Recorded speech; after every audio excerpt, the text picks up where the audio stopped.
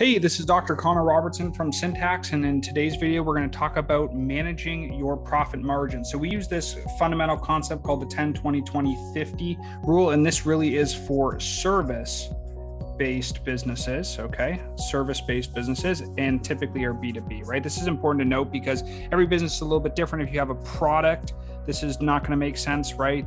If you're someone that's B2C, it's also not going to make tons of sense, right? So this is all B2B service-based businesses.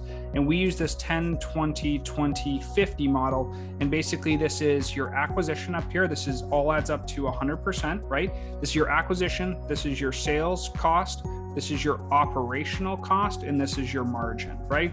So in theory, it should be fairly easy to get to about a 50% margin in a professional service. Now, keep in mind, as you start moving away from done for you services and getting into done with you services, which is more like coaching and potentially consulting, you will find that your margins will start to go up. The reason that is because you have less hard cost and you start selling time for dollars again, right? Even if you get a leveraged model, you start selling kind of more time for dollars.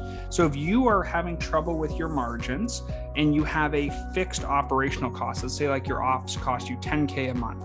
Well, you know this should be 20% of everything. So you should multiply it by 5 and say, okay, we need 50K a month in revenue, right? So if you have one of these categories fixed, your acquisition, which is like your ads or outbound or organic, whatever, plus your sales team, plus your operations cost. If you have one of those variables, you can figure out exactly how to get the other variables dialed in. But the most important thing is getting this healthy. You want to make sure that that margin is going to make sense. The reason is because if it doesn't make sense, then what's going to happen is people are going to look at you and say, okay, well, I'm not really sure that this business is going to be able to grow over time. So if you're going to manage profit margins, look at number one, raising the price.